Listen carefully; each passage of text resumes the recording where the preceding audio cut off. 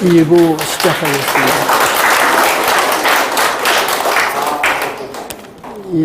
금강경 들으시는 모든 불자님들이요, 이 금강경 들으시는 인연 공덕으로 모든 이기적인 그런 삶에서 벗어나서 부처님 기쁘게 하는 새로운 불자로 태어나서 부처님 기쁘게 해드리기를 바라드리면서 오늘 14분 내용 두 번째 시간 말씀드리도록 하겠습니다. 근데 이 14분의 내용을 말씀드리기 전에 오늘이 6월 초하루입니다. 6월달 강의 계획, 그리고 7월달, 8월달 강의 계획을 좀 알려드리는 것이 좋을 것 같아서 6, 7, 8월달의 계획을 아마 유인물에도 나눠드렸습니다만은 그것을 잠시 설명을 드린 뒤에 14분 해석의 말씀 드리도록 하겠습니다.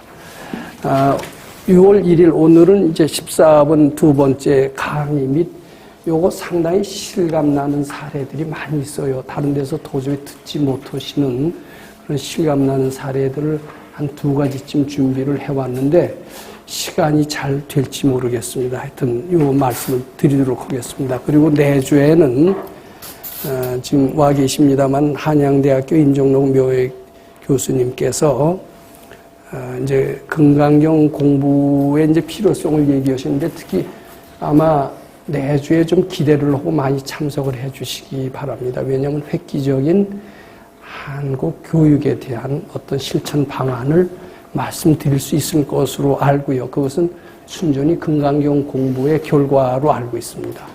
아마 불교신문 기자나 잘하면 일간지 기자들도 와서 취재할지도 모른다라는 소식도 있습니다. 우리들은 더욱 많은 기대를 가지고 금강경을 통한 새로운 교육이 무엇인가 이것을 관심을 가지고 들어주셨으면 좋겠습니다. 그 다음에 6월 15일 날은 이제 금강경 세 번째 말씀 드리고요. 또 6월 22일은 이제 15분 말씀 드리도록 하겠습니다. 항상 우리 생활에 관련된 신뢰가 무엇인가, 이것이 무엇인가를 제가 항상 연구를 하면서 그 신뢰와 함께 강의를 병행하고자 이렇게 생각을 합니다. 그 다음에 6월 29일은 역시 수행 발표입니다. 제가 말씀드린 대로 것처럼 2주 강의하고 한 주는 수행 발표 이렇게 지나갑니다. 여기 6월달 이야기고요. 그 다음에 7월달에는 이제 두 번을 금강경 강의로 나가지를 않고요. 금강경 가르침을 현실에 응용하는 것. 지금까지 쭉 금강경을 1번부터 쭉 했습니다만은, 그리고 가끔 수행 발표자를 통해서 현실에서 어떻게 적용했느냐를 단편적으로 말씀드릴 기회는 있었습니다. 근데 본격적으로 이 금강경이 사회 전체에 어떤 영향을 줄 수 있느냐, 이것을 본격적으로 말씀드린 적은 없었어요. 그런데 이번에 본격적으로 현실에 응용하는 그런 말씀을 드리고, 특히 저는 이것이 개인을 완전히 바꿀 수가 있다, 이렇게 생각을 그런 내용을 말씀드리고자 합니다. 그리고 그때 용평수련에 대한 그 내용도 말씀드리는데, 용평수련이 뭐냐면 우리 그 전에 바른법연구원에서 몇 년 전에 용평 리조트에다가 그 콘도를 사서요. 벌써 한 3년 됐습니다만 해마다 거기에 수련을 떠나고는 합니다. 근데 지금은 아직 초창기이기 때문에 저희가 오라고 말씀을 드리진 않습니다만은 거기서 평소보다 금강경 독송도 많이 하고, 그리고 이제 특히 금강경의 핵심 내용인 일체유심조, 또 공, 불이, 구조, 어떻게 보면 금강경의 핵심 진리를 가지고 그걸 일깨워주는 분임토의를 합니다. 근데 아마 해마다 갈수록 조금씩 나아지시는 것 같고, 나아지시는 과정을 통해서 부처님과 점점 가까워진다라고 저는 믿습니다. 그리고 그것이 잘만 되면 현실에서도 상당히 행복한 삶을 살게 되고 지혜롭고 유능한 삶을 살게 돼서 아주 부처님이 기뻐하시는 불자로 새롭게 태어날 수 있다라고 믿습니다. 지금은 아직 미흡합니다. 그런데 아마 앞으로는요, 거기 가려고 줄을 쓸 때가 올 거로 생각을 합니다. 근데 지금은 아직 줄을 안 쓰고 인기가 없어요. 오라고 하지도 않습니다. 근데 영광대에 오시는 분들은 한번 참여하실 가치가 있다. 근데 반드시 영광된 마음으로 와야 됩니다. 별거냐라고 생각하고 오면 결과는 아무리 해도 어떻게 될까요? 출발부터가 별거냐라고 하면 별거가 아니게 됩니다. 근데 출발이요. 아, 거기는 대단하다. 저를 좀 높여주세요. 김원수 법사라고 하는 대단한 법사가 하버드 대학보다 더 훌륭한 교육기관을 탄생할 대한민국의 최초의 획기적인 교육을 하는 장소다. 거기 참여하는 건 무한한 영광이다. 이런 마음을 가지고 오신다면요. 대단히 영광된 교육을 얻을 수 있다고 믿습니다. 근데 차츰 분위기가 그렇게 되는 것 같아요. 그 얘기를 하고요. 그 다음에 이제 두 번째, 저는 이제 앞으로는요, 금강경 강의가 언젠가 끝나게 된다라면은 강의가 중요하지 않습니다. 금강경 해설서는 너무나 많습니다. 그 실감나지 않는 게 너무나 많습니다. 현실에 응용을 해서 실제 우리가 나아져야 돼요. 금강경 읽었을 때 외롭고 춥고 배고플 때 그것이 해결이 못 된다라면은 저는 금강경 하는 의미가 없다라고 생각합니다. 근데 분명한 것은 도움이 됩니다. 그 이야기를 요번에 또 두 번째 할 겁니다. 그리고 이제 7월 20일은 이제 종합적으로 금강경 공부의 필요성, 당위성, 종교성에 대해서 잘 몰라요. 금강경으로만 알지요. 종교라고 하질 않습니다. 불교를. 근데 저는 부러웠던 게 오늘도 무슨 TV를 저걸 보면서 아주 유능한 공무원입니다. 대사로, 중국 대사로 오랫동안 있었던 그런 사람인데 6년인가 있었고, 그 이야기를 잠시 듣다 왔습니다만은 독실한 기독교 장로였습니다. 그의 독실한 신앙생활이 그 일을 유능하게 했다라고 믿습니다. 불교에서도요, 독실한 신심, 제가 신심 얘기를 했어요. 자기가 불자임을 당당하게 밝히고요. 이런 신심을 가지고 수련을 한다라면은 현실적으로도 굉장히 확실합니다. 그래서 7월 20일은 헌데 중간에 7월 16일, 19일 요거 용품 수련이 있고 요거에 대한 이야기는 7월 6일 날 말씀드리고 이때 원하시는 분들은 참석을 하셔도 좋습니다. 절대로 오라고 안 합니다. 언젠간 간절히 원할 때 겨우 해드릴 거예요. 자, 그 다음에 8월 달 보세요. 8월, 그리고서는요, 잠깐, 전 페이지 봐주세요.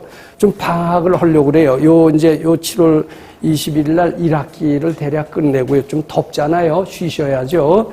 그래서 7월 27일부터 8월 16일까지 아주 혹서 기간에 학예 방학을 하는데 좀 금강경 많이 읽으셨으면 그런 말씀 드리고 싶습니다.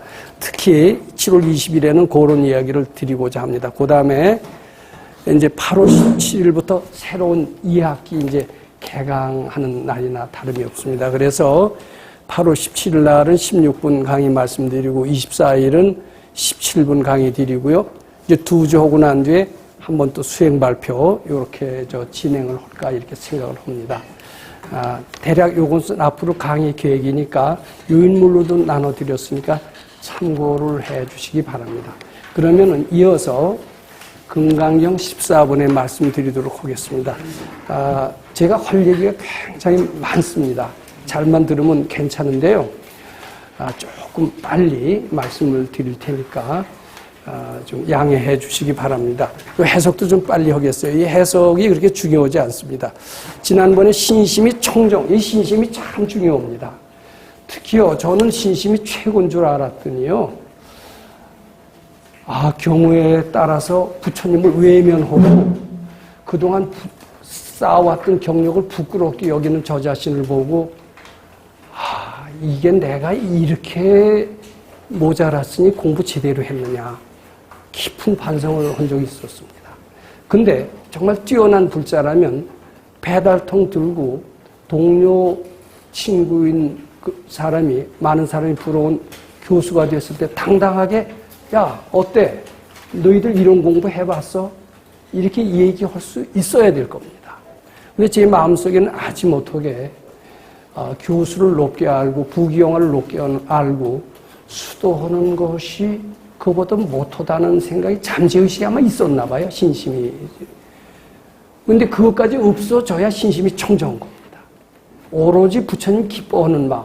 기쁘게 해드리는 마음으로 꽉 찼을 때는 신심이 청정한 겁니다. 이렇게 되면 금방 깨친다라는 얘기예요. 즉생실상한다라는 거예요. 제가 그렇게 부끄러워했기 때문에 깨치지 못했던 거예요. 이 사람은 매우 희유한 공덕을 성취한다. 부처님이시여, 이 실상이라는 것은 상이 없다라는 겁니다. 깨달음은 아무런 형상이 없다라는 거예요. 티를 내지 않죠. 밝아진 이는 티를 내지 않는다. 이런 뜻도 됩니다. 실상자 시고로 부처님께서는 이것을 깨친이라고 한다. 아무 티를 내지 않기 때문에 깨친이라고 한다. 이렇게 해석해도 됩니다. 자, 그 다음에요. 부처님이시여, 내가 지금 이 경을 듣고 여시경전하고 믿고 해석하고 수지 독송한다는 어렵지 않다. 어렵지가 않지. 왜냐하면 나는 신심이 지금 청정하니까 실감나요. 하나 더 어렵지가 않아요. 그런데 만일 당내세 후500세 어떤 중생이 신심이 없는 중생이죠. 신심이 없는, 참 신심이 없는 것 같아요. 저는 신심이 있는 거로 알았었는데 저 자신이 신심이 없다라는 것을 확실히 깨쳤습니다. 근데 나보다 나은 사람이 드문다면은 참 이런 세상에서 금강경 읽자마자 확 신심 낼 사람은 아주 드물 겁니다.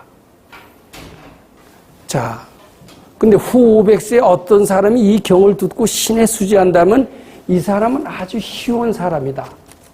희유한 사람이 있을 것 같아요. 어딘가 있을 겁니다. 저는 그렇게 믿습니다. 저는 좀 부족했던 것 같습니다. 이제 이 사람은 아상이 없어요. 인상, 중생상, 수장이 없어요. 왜냐하면 전생부터 잘 닦아왔던 이입니다. 잘 닦아왔던 이는 당당합니다. 부처님, 내가 절에 가서 출가해서 공부했던 것을 자랑스럽게 생각합니다. 배달통 들고 그런 것을 조금도 부끄럽게 생각하지 않습니다. 난 부처님 시봉하기 위해서 이렇게 배달통 들고 다닌다.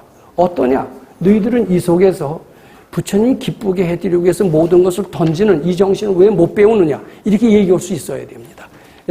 제가 그것을 이제 참에 비슷하게 지금 말씀드리는 겁니다만은 신심이, 아상이 없는 사람은 그렇게 됩니다. 아상, 인상, 중생상, 수자상이 이제 없다라는 거예요. 왜냐하면 비상입니다. 요게 이제 우리가 검토해. 아상이 본래 없기 때문에 된다라는 겁니다. 이제 저는 공부하는데 여러 가지 장애를 많이 느꼈습니다. 특히 아까 말씀드렸습니다만은 내가 좀 가난하다는 궁한 마음 때문에 늘 많이 시달렸습니다. 어디 가서 들어요. 밥값을 내더라도요. 내 주머니 사정을 해요. 주머니, 이게 돈은 내야 될 텐데 싹 빼고 의도는 먹고 싶고. 이제 이게 말하자면 궁한 마음이고 탐심입니다. 이것을 해탈해야 밝아집니다. 그리고요. 누가 뭐라고 그랬을 때 성을 내기가 쉬워요. 특히 자존심 건드렸다고 생각하면 용서하지 않고 물불 갈지 않고 싸우는 이런 수가 있습니다. 근데 이런 사고방식 갖고 절대로 밝아질 수가 없다라고 생각을 합니다. 또 여자만 보면 특히 업보를 만나면은 생각나고 또 생각나고 또 생각나고 그립고 또 그립고 또 그립고 글 쓰는 일을 보면 그걸 예찬하는 사람들이 있어요. 젊은 벨텔의 슬픔. 괴테. 지웠어요. 저 한참 읽고요. 젊었을 때 이렇게 멋지게 연애도 해봐야지. 이런 생각을 할 때가 많이 있었습니다. 많은 작가들 속에는 아름다운 남녀 간의 사랑을 멋지게 표현하는 그런 게 많이 나옵니다. 저는 그것은 하나도 도덕적으로도 나쁘지 않을 뿐만 아니라 그게 어때 이런 생각을 많이 가지고 있었습니다. 근데 나중에 봤더니요. 밝아지는 과정에서는 그게 굉장히 장애가 되더라고요. 누굴 그리고 또 그리고 자꾸 생각나고 또 생각나고 그게 없어져야 밝아지더라고요. 자, 그런데 그걸 없애려고 무척 노력을 했습니다. 심지어는 이제 잠이라는 것도 굉장히 잠팩이었습니다. 6시간 안 자면 안 됐습니다. 어느 날 밤을 새면요. 그 이튿날 2배로 12시간씩 자고 이랬을 정도로 나는 기본적으로 얼마 안 자면 안 된다는 이런 사고방식이 굳었었어요. 근데 어느 날 밤에 안 자면서 금강경을 읽기 시작했습니다. 물론 읽더라도 졸다 읽다 이렇게 돼요. 근데 계속 그렇게 해보니까요. 잠이 자꾸 줄더라고요. 일부러 줄이려고 하지 않았습니다. 어느 순간 가니까요. 잠 안 자도 될 정도의 경지를 전 체험한 적이 있었습니다. 그때는요, 제가 노력해서 잠을 줄인 게 아닙니다. 그래서 잠을 부처님께 자꾸 바치다 보니까 아, 잠이라는 게 본래 없는 것이로구나 이런 것을 느끼게 됐어요. 본래 없으니까 잠에서 해탈할 수가 있죠. 잠이 본래 있는 것이라면 잠에서 해탈할 수 없다라는 것을 그때 비로소 알았습니다. 자, 남녀간의 애욕. 아, 사랑하는 사람. 저희는 얼굴이 양귀비처럼 이쁘고 생각나고 또 생각나고 그럽니다. 아무리 바친다고 될 것 같아요? 안 됩니다. 그러니까 이제 어떻게 하냐면 우리 산속에서는요, 여자 생각납니다. 그러면요, 덜 먹으래요. 덜 먹으면 확실히 덜 생각나더라고요. 그리고요, 부지런히 일을 해요. 그래서 저는 스님들 산속에서 수도하는 방법은 가부좌 틀고 앉아서 참선하는 것은 효과적인 방법이 아니라고 생각합니다. 우리는 부지런히 일했습니다. 부지런히 일하고 덜 먹었어요. 2끼 이상은 안 먹었고요. 5호불씩 했습니다. 근데 굉장히 배가 고팠어요. 그럼 배고프면 어떡하냐고 그러면 바치래요. 아, 배고픔이 바친다고 없어집니까? 바치니까 없어져요. 안 먹어도 든든해져요. 나중에 한 끼 갖고서도 살 수 있겠다는 생각이 드는 거예요. 그것도 착각이고 본래 없기 때문에 그렇게 되는 겁니다. 노력해서 고쳐지는 게 아닙니다. 그런데 많은 불자들은요, 이런 번뇌망상이 벗어나려고 하는데 왜 번뇌망상에서 벗어나려고 하냐면 이것이 아주 해롭다, 해롭고 또 무상한 것이다.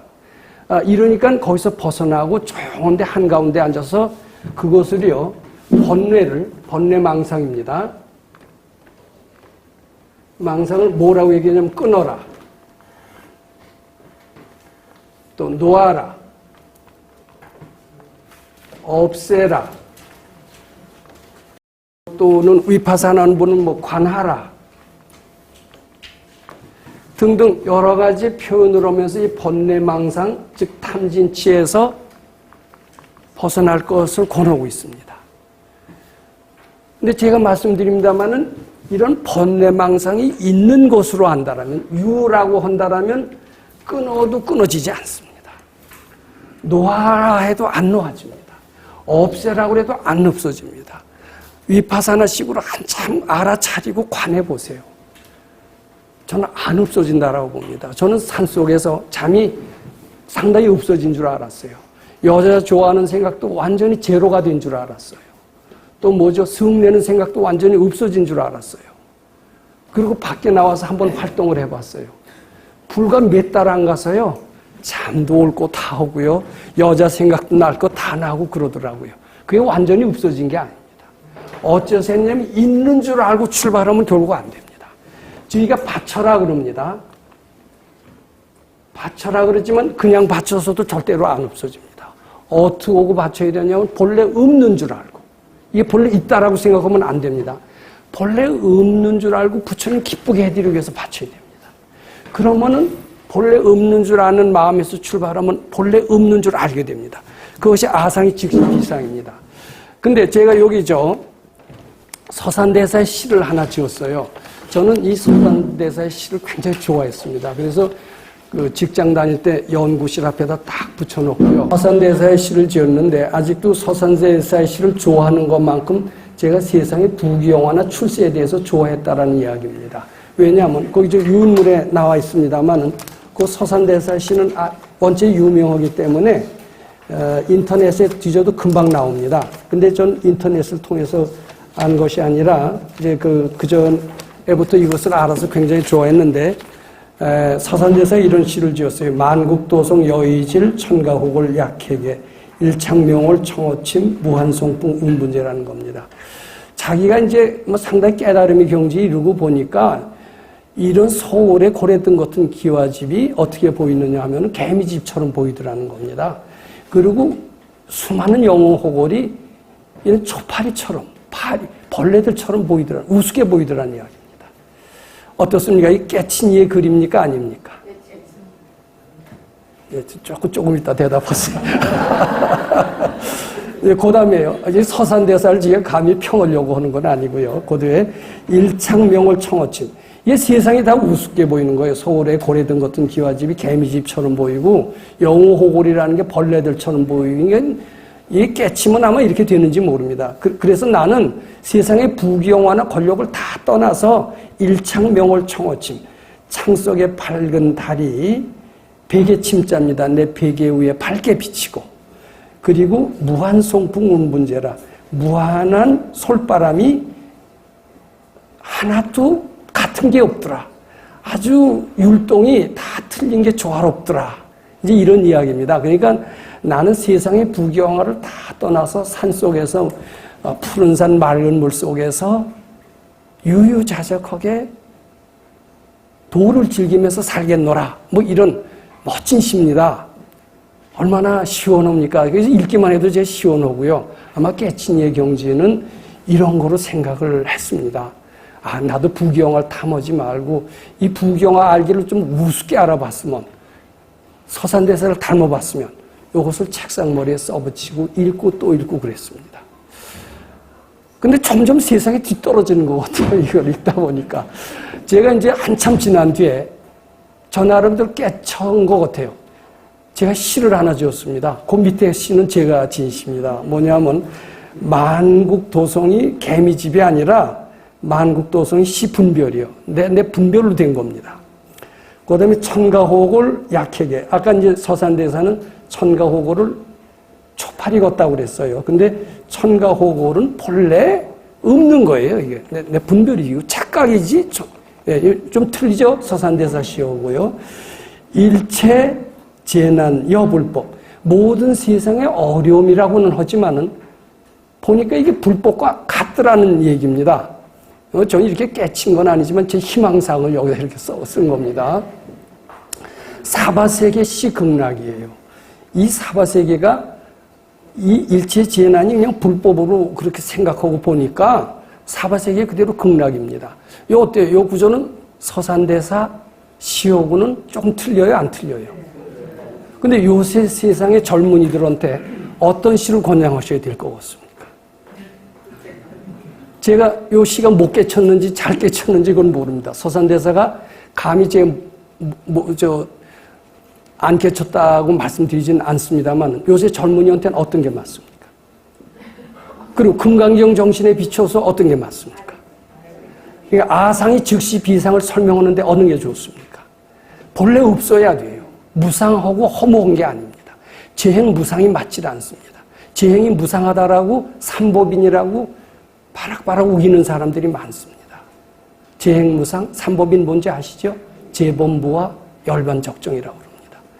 재행 무상이 근데 알고 보니까요, 부처님이 얘기하신 게 아니래요. 뒤에 학자들이 만들었대요. 근데 재행이 무상하지는 않습니다. 자기 분별을 덮어 씌워놓고 보니까 제 분별이 무상하니까 무상하게 보이는 거예요.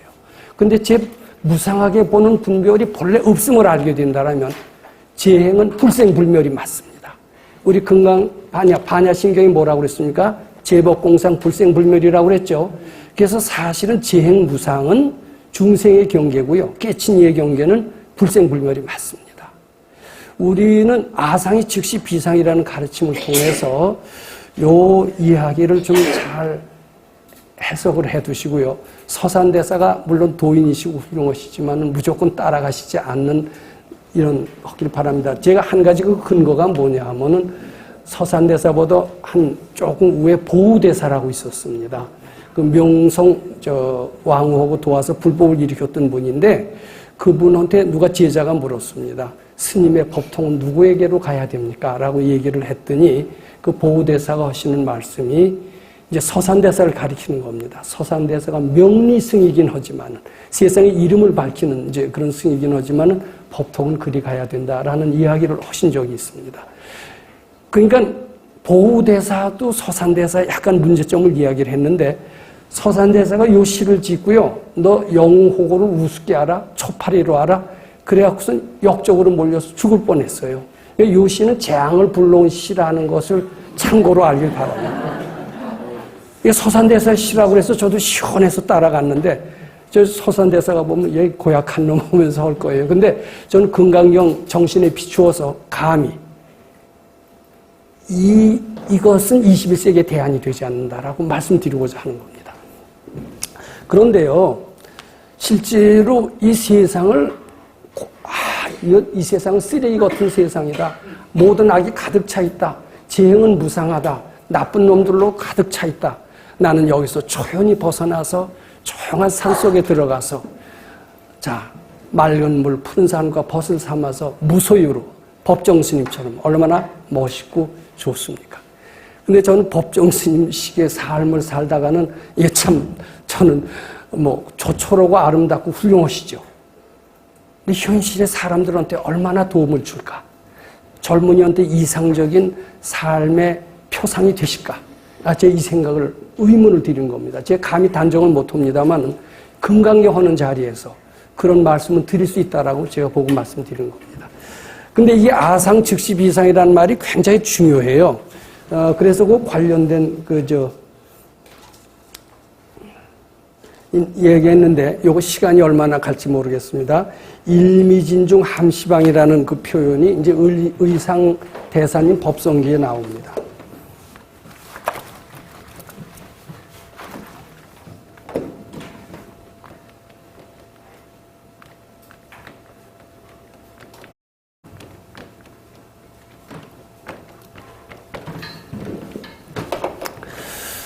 자, 한 미진 속에 모든 시방세계가 다 들어간다라는 이 구조를 전 법성계를 다 외우지 못합니다만은 이 구조를 읽고 좀 이해가 가지 않았었습니다. 어떻게 미진은 굉장히 작고요. 이 우주는 굉장히 큰데 이 미진 속에 이 우주가 다 포함하고 있다. 이 얘기가 믿어집니까? 안 믿어집니까? 전 제 머리로는 안 믿어지더라고요. 그래서 그 해설서를 많이 봤어요. 봤는데도 그 해설서가 도대체 시원하지 않습니다. 이제 그러다가요, 제가 그 운호 스님이라고 여기 저 봉선사 조실로 계셨던 분인데, 벌써 돌아가신 지 오래됐죠. 저는 그분의 법문도 듣고요. 그분의 인생에 대해서 조금 압니다. 굉장히 반듯하신 분입니다. 동국 역경원장을 오래 하셨던 분이기도 합니다. 그분이 지금 능엄경 해설서에 나오는 그런 이야기입니다. 능엄경 해설서에 백성옥 박사 얘기를 합니다. 그 몇 페이지, 운호 스님의 능엄경 해설서는 지금도 봉선사에 있고요. 그걸 텍스트로 해서 봉선사에 출가하신 승려들한테 가르칩니다. 근데 그분 해설서의 표현에 이런 게 나옵니다. 자, 이거 보세요. 요게 이제 컵이죠. 상식적으로 보면 이 컵 뚜껑이 요 속에 들어갑니까? 안 들어갑니까? 안 들어가죠. 왜냐하면 이것은 크고 이것은 작기 때문입니다. 우리 머릿속에는 큰 것은 작은 것 속에 들어갈 수 없다라는 그런 상식적인 논리가 잠재의식에 깊이 뿌리박고 있습니다. 솥뚜껑이 솥 속으로 들어갈 수 없다라는 그런 인식이 우리는 보편화되어 있습니다.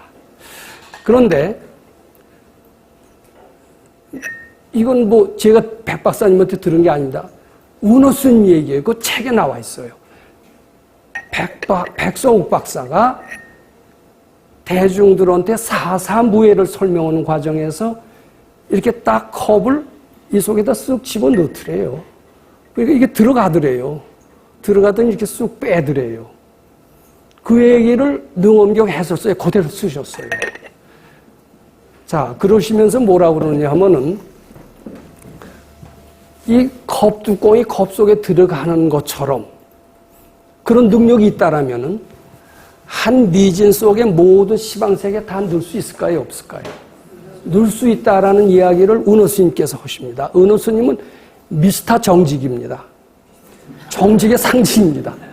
저는 그분처럼 모범적인 승려를 보신 적이 없는, 제가 스님을 많이 못 봐서 그럽니다만 그분은 태어나서도 또 승려하신다고 하신 그런 분입니다. 춘원 이광수 선생의 사촌 형인가 그렇습니다. 그런데 지금 봉선사에 가보면 춘원 이광수의 공독비가 있습니다. 근데 이게 어떻게 되느냐면 우리는 이 컵을 본다고 그럽니다. 저도 보는 것 같아요. 컵이 있는 것 같아요. 실제로 있는 것 같아요. 이 컵으로 머리를 탁 치면은 피가 날 정도로, 이게 컵이 있으니까 피가 나지, 컵이 없다면 내 머리에 왜 피가 나겠습니까? 그럴 정도로 이 컵의 존재를 믿습니다.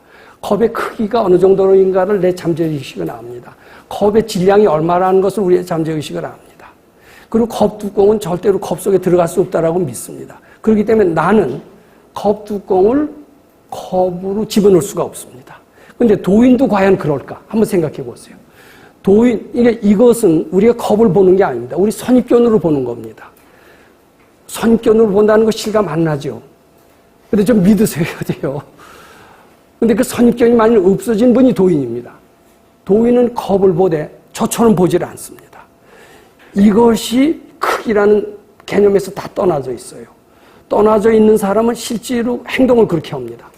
이 컵 뚜껑을 집어넣을 수가 있는 겁니다. 자, 그렇게 느끼는 분은 일미지중 함시방을 실감을 합니다. 의상대에서의 법성계는 깨달은 이의 경지입니다. 중생이 경험 안 해보고서는 도저히 그것을 해석할 수가 없어요. 지금까지 의상대에서 법성계 해설서가 무척 많지만 아마 깨친 이가 해석을 해놓은 것은 없었다라고 저는 그렇게 믿는 겁니다. 자, 우리는 우리 마음속에 있는 것밖에 못 봅니다. 우리 마음이 모든 것을 만듭니다. 우리 선입견으로 다 봅니다. 우리 선입견이 우리의 운명을 만듭니다. 물건을 만듭니다. 산하대지를 만듭니다. 크고 작다도 실제가 아닙니다. 우리 선입견이 그렇게 봐서 실제로 있는 것처럼 하면서 솥뚜껑을 솥 속으로 집어넣지 못하는 겁니다. 만약에 우리가 그런 관념에서 벗어나서 자유로울 수가 있다라면은 일미진중 함시방, 일체진중 역여시. 또 그 뒤에 뭐 9세, 10세 뭐가 나오죠. 그게 쫙 풀릴 겁니다. 자, 그것은 출발이 어디서 됐느냐. 아상이 즉시 비상. 여기서 나온 것이다. 이렇게 말씀드리고자 합니다. 그 다음에 이제 요거 금강경 14번 계속해서. 아상이 즉시 비상이며 아상이 즉시 비상이며 인상중생상 수자상이 즉시 비상이에요. 왜냐하면 아상이라는 게 본래 없다면 인상이라는 게 어디 있어요. 우리는 생각해요. 제가 분명히 있는 것 같고 여러분들이 있는 것 같고요. 집에 가보면 아버지 어머니가 계신 것 같고 사랑스러운 처자가 있는 것 같아요. 그리고 나는 그네들을 먹여 살리기 위해서 부지런히 노력해야 되는 존재라고 스스로 생각하고 있습니다. 그것은 우리의 경지입니다. 만약 우리가 도인이라고 한번 가정해 보시죠. 우리가 서가야려 같이 깨친이라고 생각해 보시죠. 그분들은 저처럼 여러분들을 위해서 여러분들이 보일까요? 안 보일까요? 보인다고 생각하는 것은 우리의 생각입니다. 그분 속에는 나도 없고요. 나도 없다고 그러셨죠? 상대도 없어요. 그 본래 없는 거예요. 안 보여요. 아무도 안 보입니다. 그렇다고 뭐 장님이 돼서 안 보이는 건 물론 아닙니다. 마음속에 없으니까 안 보이는 거예요. 마음속에 있는 것만 보이게 돼 있어요. 다 모든 데서 떠난 것이 부처다. 모든 데 붙어있는 마음을 다 띄는 겁니다. 붙어있는 마음이 본래 없음을 아는 겁니다. 본래 없음을 알게 됐을 때가 정말 부처다. 이런 뜻입니다. 그게 리일체재상 증명재불이 되는 겁니다. 자, 그 다음에요. 부처님께서 이제 수보리 존자한테 이 얘기를 하는 겁니다. 이 수보리 존자는 이미 다 깨친입니다. 아상이 없어요. 그리고 다 자기 마음이 만든 줄 압니다. 자기 선입견이 컵을 만들고 내 선입견이 교탁을 만들고 내 선입견으로 사람이 있다라고 보는 겁니다. 실제로 있는 게 아니에요. 다 나와 둘이 아닌 한 마음이라는 것을 수보리 존자도 다 아는 겁니다. 그래서 다 하나다. 둘이 아니다. 모든 데서 다 떠났다. 모든 것이라는 게 본래 없다. 이렇게 되면 그게 바로 부처다. 이렇게 설명을 하니까 부처님께서 그렇고 그러니라. 만일 어떤 사람이 이 경을 듣고 불경불포불회하면은 요 불경불포불회라는 게 굉장히 유념해서 들어주시기 바랍니다. 이 경을 듣고라는 뜻은 단순히 요 들었다는 뜻이 아닙니다. 실제로 듣고 깨쳤다라는 얘기예요. 제가 여기 금강경에 이런 표현이 많이 나옵니다. 문, 견, 신 이런 표현이 나오는데 요 들었다라는 것은 마음속으로 들렸다는 뜻입니다. 들렸다라는 것은 지 속에 뭔가 깨달음이 있는 것, 실감나는 것만 들립니다. 아무거나 들리지 않아요. 지 마음속에 없는 것은 들리지 않습니다. 지 마음속에 있는 것만 보입니다. 그래서 여기서 들었다, 보았다, 믿었다 이런 이야기는요. 보통 듣고, 보통 보고, 보통 믿었다라는 것과 상당히 틀립니다. 마음속 깊이 들었다, 마음속 깊이 보았다, 마음속 깊이 믿었다라는 이런 뜻이 포함되어 있습니다. 즉, 이 경전에 나온 문견시는 보통 우리들이 생각하는 가치, 즉 상대적 가치가 아닙니다. 영원한 가치다라고 얘기해야 됩니다. 불경에 나오는 무는 내 마음속에서 영원히 들릴 수 있는, 영원한 진리로서 들린다. 이런 뜻이 포함되어 있습니다. 영원히 여기는 깨닫는다는 뜻입니다. 공감한다는 뜻입니다. 이 공감은 일시적인 공감이 아니라 비운치 않은 공감이다. 내 속에 지혜가 있어서 그렇게 보인다. 이 뜻이 됩니다. 내 속에 비운치 않은 믿음이 실제로 부처님을 비운치 않게 믿는다. 이런 뜻이 포함되어 있습니다. 그래서 이 경을 등문시경하라는 것은 깨달았다는 뜻이에요. 깨닫고 지 마음을 보니까 지 마음 속에는 생각했던 것보다 별 나쁜 게 많은 거예요. 제가 이런 말씀 드렸습니다. 저는 굉장히 학교 다닐 때도 비교적 저는 그 생각을 했습니다. 건방진 생각입니다만 학교 다닐 때도요. 나만큼 모범생이 있을까 이런 생각을 하고 학교를 다녔습니다. 고등학교 때부터 뭔지 아마 전생에 스님 노릇을 했다고 그래요. 우리 선생님 말씀이. 그래서 그런 것 같아요. 딱 그때 마음을 먹었습니다. 나는 아주 정직하고 성실하고 모범적인 학생으로 살 것이다. 그렇게 딱 먹은 뒤에 중학교 때는 슬슬 남이 컨닝도 하고 이랬었는데 고등학교 이후로는요. 대학 와서 일체 남이 거 안 보는 겁니다. 그것만 아닙니다. 거짓말, 그때 아무것도 안 믿었어요. 거짓말 일체 안 했습니다. 그리고 항상 내일처럼 성실하게 잘 하지는 못했습니다만은 성실하게 지내려고 노력을 했습니다. 그리고 특히 불교를 믿은 뒤에는 여색을 멀리하라는 얘기 때문에 대학생 때 10,000원 버스 속에서도 여학생이 옆에 있으면 멀리 가서 손잡이를 잡니다.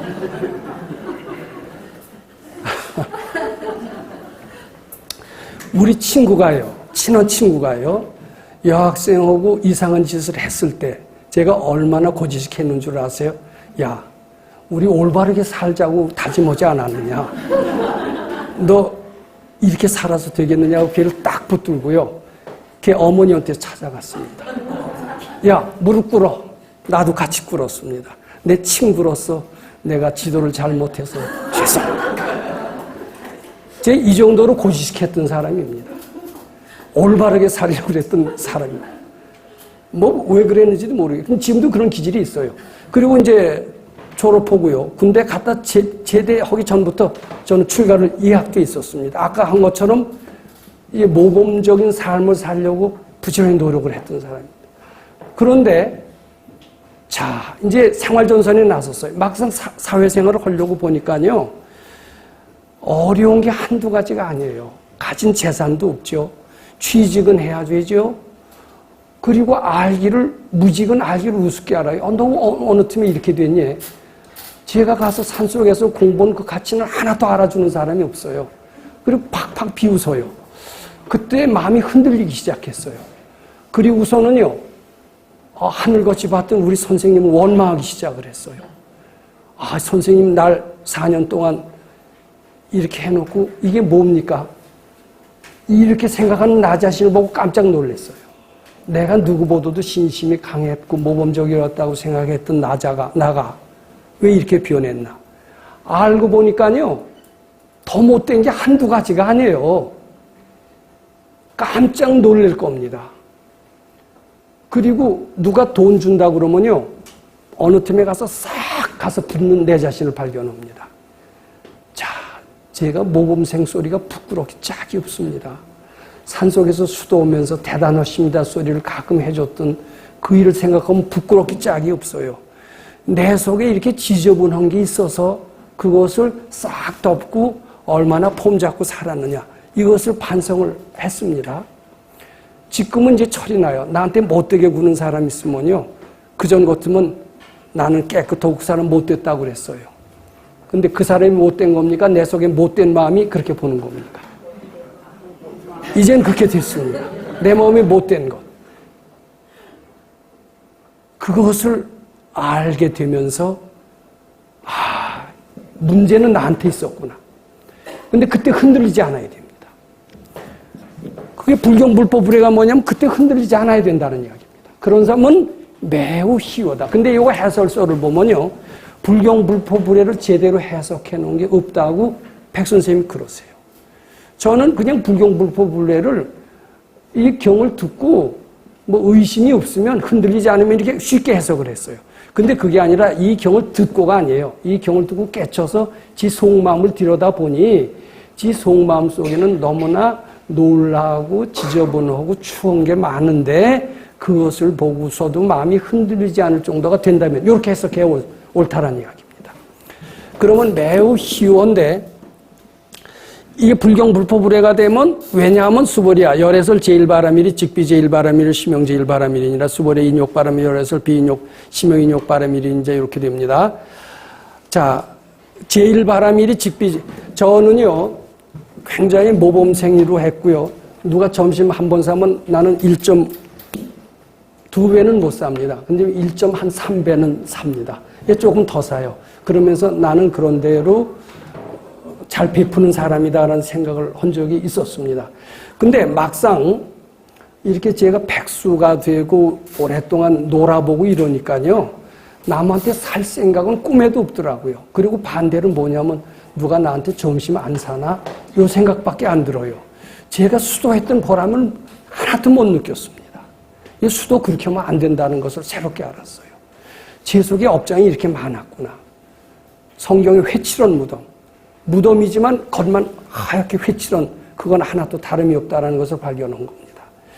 자, 그런데 저는 어느덧 제가 이제 좀 부끄럽습니다만 그 얘기를 예를 들기 위해서입니다. 10년 이상 무료급식을 했어요. 그리고 그전에도 굉장히 주려고 노력을 했습니다. 그전엔 선물만 받으면 굉장히 기뻤어요. 어렸을 땐 세뱃돈 타는 게 낙이었습니다. 그리고 커서도요, 누가 선물을 주면 그렇게 기분이 좋았어요. 근데 언젠가부터요, 저는 주려고 연습을 해봤습니다. 자꾸 주니까요, 주는 기분도 있던데요. 그전에 주는 기분이 뭐가 있어? 받는 게 좋지. 칭찬받고, 귀염받고, 선물 받고, 사랑받고, 받는 거 좋습니까? 그렇게 좋아했어요. 근데 그렇게 바래도 그렇게 해주질 않아요. 에이, 내가 주자. 이제 바꿨어요. 주라고 그러셨어요, 우리 선생님이. 보시바라밀. 이게 자꾸 주니까요, 주는 기분이 좋아요. 그전에 받으면 기분 좋고요. 다른 사람도 다 받는 게 좋다라고 생각했어요. 근데 내 마음이 바뀌니까요, 주는 게 정상 같아요. 바라는 사람 보면 약간 이상하게 요새는 바뀌었습니다. 제가 정상으로 가고 있습니까? 뭐 잘못되고 있습니까? 근데 알고 보니까요, 주는 게 정상이에요. 받길 바라는 저 어렸을 때의 심정은 병적 상태라는 것을 알게 됐습니다. 제1바람일이 직비제1바람. 제1바람일이라는 것은 주는 것이 정상이 되는 마음이 제1바람일입니다. 근데 이 금강경 자꾸 있고 바치다 보니까요, 주는 게 정상이에요. 저는 그래서 신나게 줍니다. 저도 저 먹고 살고 있어요. 그리고 티 내고 싶지도 않아요. 준다고 왜 티 냅니까? 준다고 티 내는 사람 굉장히 많이 있어요. 보시했다고, 나 보시했다. 나한테 대접해야지. 이런 사람 있어요. 이런 사람 보면 이제는 우습게 보여요. 그전에는 그러려니 했어요. 티 내지 않아야 됩니다. 우리는 본래 부처와 똑같이 위대한 존재인데 왜 우리는 병적으로 살려고 하느냐. 이젠 그렇게 보게끔 약간 바뀐 것 같아요. 그리고요, 누가 건드리면 저렇게 건드리면 화 안 낼 사람이 어디 있어? 이렇게 생각을 합니다. 그런데 그리고 화내는 게 당연하다고 생각합니다. 나라를 지키기 위해서 일본 놈하고 싸워서 죽이고 이런 의사들을 제가 존경을 했습니다. 안중근. 나라를 위해서 이등박문을 쏴 죽이고 살신성인하고 그런 불의를 미워해야 될 줄 알고 이게 당연하다고 생각을 했습니다. 근데 이제 조금씩 바뀌게 됩니다. 금강경 자꾸 읽어보세요. 화내는 것은 비정상입니다. 화내는 것은 병적 현상이에요. 깜깜해서 화내요. 어떻게 보면 화낼 필요가 하나도 없어요. 화는 본래 없는 것이기 때문입니다. 자, 제가 여기 실감나는 한 예를 드리고자 합니다. 요거 얘기를 하고선요, 끝냈는데 요 얘기는 굉장히 재미있기 때문에 꼭 말씀드리고자 합니다. 여기 유인물에 어떻게 썼느냐 하면요. 자, 우선 제일 밑에 보면 제일바라밀이 즉 비제일바라밀이요 인욕바라밀을 비인욕바라밀에 관계되는 말씀해서요. 첫 번째 무주상보시가 뭐 대단한가. 무주상보시는 참 대단하다라고 생각했고 순교자는 참 대단하다라고 생각을 했고 많이 그랬습니다. 자선사업가 대단하게 봤습니다. 또 그렇게 알아야 됩니다. 근데 이제 조금 보시를 해보니까요. 그리고 효도도 좀 해보느라고 했습니다. 전 누구보다도 스스로 타의에 의해서 효도를 열심히 한 적이 있습니다. 그러고 보니까 세상 효자라는 게 우습게 보이더라고요. 나만 한 효자가 없다라는 생각을 했지만 난 자랑 삼아 얘기하지 않습니다. 그건 너무나 당연한 겁니다. 그리고 효자 아닌 게 왜 이렇게 이상한 겁니다. 보시도요 자연스럽게 아무 티내지 않고 수많은 재산에도 바칠 수 있다라면 그것이 자연스럽고 건전한 거고 너무나 당연한 겁니다. 근데 인색하고 티내고 폼 잡고 이게 비용적 상태입니다. 이게 벗어나야 됩니다. 자, 제일 마지막에 이제 요 가리왕의 얘기가 나옵니다. 요건 다음 시간에 해도 좋을 것 같은데 요 얘기는 요번에 하고 또 한 번 하겠습니다. 이제 가리왕이 이제 가리왕이 할절신체하는 표현이 나오잖아요. 가리왕이 막 날 해코자 합니다. 죽이려는 결과 도인이 죽음을 당했을까요? 안 당했을까요? 가리왕이 해쳤습니다. 가리왕은 무사했을까요? 안 무사했을까요? 우리 경전에는 가리왕이 왜 이래 당했다고 그랬죠. 근데 지금 현실적인 이제 그 판단을 해본다면 임금이 죽인다라면 결국은 뭐 죽은 도인도 있고요. 무사하기 힘들 거라는 생각을 되게 합니다. 칼로 이렇게 딱 쳐도 하나도 끄떡하지 않는 도사가 어디 있을까 이런 생각을 합니다. 그러면서 결국은 악이 선을 이길 수밖에 없다 이런 이야기를 하는 수가 있습니다. 많은 사람은 악이 선을 지배한다라고 봅니다. 맞습니까? 사람은요 이제 누구하고 다투는 일이 지금도 종종 있습니다. 그전보다 다투는 일이 많이 줄었지만은 아직도 다투는 일이 생기는 걸 보면 제가 닦아야 할 업장이 적지 않다라고 생각을 합니다. 그러다 싸웁니다. 싸우는 끝에 상대가 칼을 들고 나한테 딱 해쳤다, 공격을 했다라고 가정합니다. 그럼 칼을 들고 인상을 쓰고 나한테 달려들면 나는 분노가 침입니다. 분노가 침이면 어떻게 돼요? 당할 수밖에 없어요. 근데 만약에요, 칼을 들고 난 아무 잘못도 없는데 칼을 들고 나한테 해치려고 할 때 분노가 침이면서 저거 나쁜 놈 합니다. 나도 맞서야 되겠다 이 생각을 합니다. 나쁜 놈이라고 할 때 나는 업보 속으로 말려 들어가면서 힘이 약하면 나는 당할 수밖에 없습니다. 이것이 현실입니다. 근데 만약에 제가 깨친이라고 가정을 합니다. 그럼 상대가 나를 해하려고 합니다. 그랬을 때 나는 나쁜 놈이라고 하지 않고요. 이 나쁜 놈이라고 하면서 성내는 마음이 본래 없음을 알고 바쳤다라고 한번 가정해 보세요. 하나도 여여부동했다라고 한번 가정해 보세요. 그랬을 때도 내가 당하겠느냐? 나한테는 무기가 없습니다. 어떨까요? 그래도 현실에 칼든 놈이 이기지. 당할 수밖에 없겠지. 이렇게 생각하는 것이 보통 사람들의 견해입니다.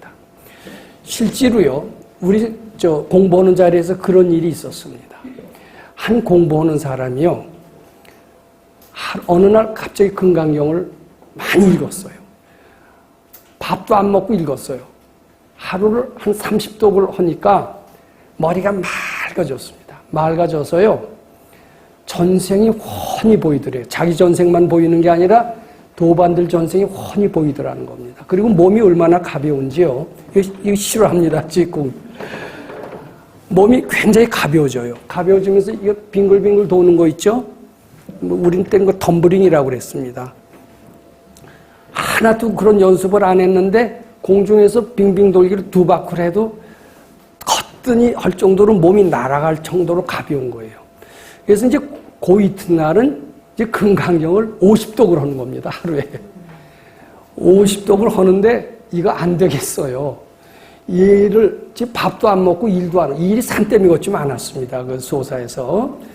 목장을 하니까요. 아침부터 그냥 저녁 때까지 계속 일입니다. 근데 얘는 우리보다 한 5살 어린 애였고, 그때가 뭐 19 됐고, 이제 우리는 한 군대 갔다 왔으니까 25 됐으니까, 그때는 상당히 어렸죠. 지금은 같이 늙어가지만. 근데 그냥 공부는 안 하고, 일은 안 하고 건강용만 입고 있으니까, 그것도 밥도 안 먹고 계속 그냥 방 차지하면서 건강용만 입길래, 야, 이제 그 건강용 그만 입고 나와서 일해라 그랬더니, 고등에는 이제 눈을 딱 부라리더니요. 칠 것처럼 달려들더라고요.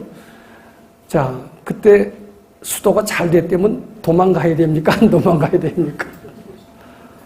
갑자기 순원, 나이도 나보다 한 5살 아래 된 이런 젊은 친구가 눈을 확 부라리면서 반말 써가면서 그냥 발길질을 하려고 그러잖아요.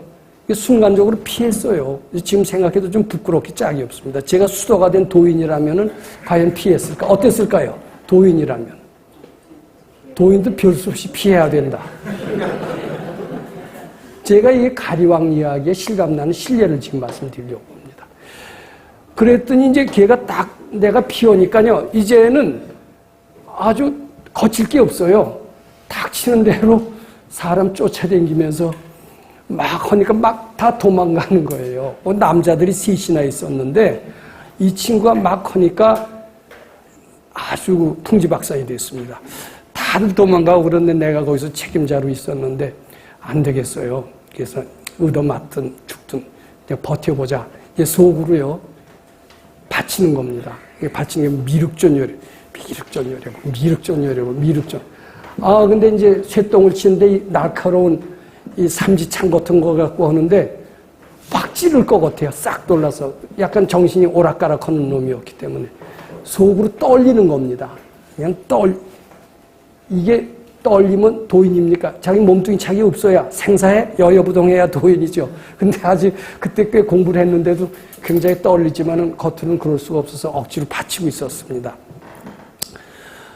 그러다가 더 난리를 치는 겁니다. 그래서 이제 안 되겠어요. 그때 백 선생님 70이 넘었습니다. 우리는 20대인데.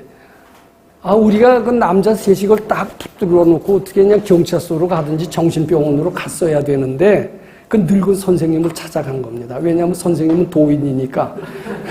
우리 아행사카, 앙골마 얘기 아시죠? 앙골마를 항복받는 부처님을 염두에 두면서 백 선생님도 그런 도력이 있으니까 저런 앙골마를 항복받을 수 있을 것이다. 그러면서 백 선생님 불러 내려갔습니다.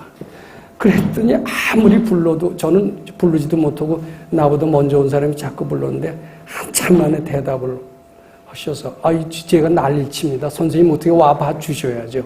지금 생각해보면 참 우리가 철이 없었던 것 같습니다. 걔를 딱 붙들어 놓고 선생님한테 가서 해야 되는데 난리를 치게 내비로 두고 방패 마기로 선생님을 부르는 거예요. 이런 식으로 밝아지겠습니까? 안 밝아지. 아무리 참선을 해도 안 되죠. 그랬더니 선생님이 따라오시더라고요. 그래서 이제 옆에서 제가 갔습니다. 갔는데 그 녀석이 방에 앉아서 미륵전 여력을 하면서 이제 그냥 기고만장한 겁니다. 혼자서 막 난폭자가 된 거예요. 그러니까 이제 안에서 하니까 백 선생님이 이제 기침을 딱 하시더라고요. 그러니까 안에 있던 그 녀석이 누구냐 이래요. 그러니까 옆에서 가만히 보고만 있는 겁니다. 마치 앙골마를 대하는 서가열에 보듯이. 그러니까 내다 그러니까요. 그 전까지만 해도 선생님한테 절대로 알던 이놈이요. 문을 탁 열더니 발길로 딱 발길질을 하더라고요. 백 선생님을 향해서. 저는 그런 우리가 한 도인처럼 아는 부처님처럼 아는 선생님한테 발길질을 하는데 참 이 불경스러운 이놈을 참 이게 절간에서도 이런 일이 있을 수 있겠다라는 생각을 했습니다. 그래서 제가 어떻게 손으로 옆에다가 탁 쳤어요. 선생님한테까지는 발길질이 안 갔습니다. 탁 쳤더니 제가 뭐 유도도 안 하고 저도 굉장히 키도 작고 몸도 약했는데 가볍게 쳤는데 빙그릇 돌더니 탁 나가 다 자빠지더라고요. 거기 볏집이 깔려있던 데이기 때문에 나가 자빠져도 다치지는 않았습니다. 볏집이 있는데 딱 자빠지더니 그 뒤에 일어서서 선생님을 향해서 돌진을 하더라고요. 지금 앙골마하고 똑같아요. 선생님 불러온 게 참 잘못이죠. 근데 우리는 선생님을 앙골마를 조국바는 이제 이런 분으로 생각을 하고서 이제 의지했는데 걔가 일어나서 선생님한테 도전하려고 그러니까 이제 남자 둘인가가 이제 딱 눌렀어요. 근데 저희가 송아지를 키워봤는데요. 송아지도요, 남자가 이거 뿔을 지집니다. 젖소는 뿔이 없어요. 남자들이 이렇게 둘이 달라붙어도 송아지가 요동치면 꼼짝을 못 합니다. 근데 이 녀석이 누워서 일어나려고 그러는데 남자 둘이 이렇게 했는데 그가 요동을 치면 우리가 사실 힘듭니다. 근데 어떻게 별로 힘을 안 들였는데 꼼짝 못하고 있더라고요. 그러더니 이제 선생님을 향해서 침을 뱉는 겁니다. 이제 꼼짝을 못하니까 침을 뱉으면서 선생님 이름을 부르면서 욕을 해대더라고요. 마치 가리왕이 하는 거와 똑같아요. 그러니까 선생님이 듣고 뭐라 그러신 줄 아세요? 네 몸 깨진다 그러시더라고요.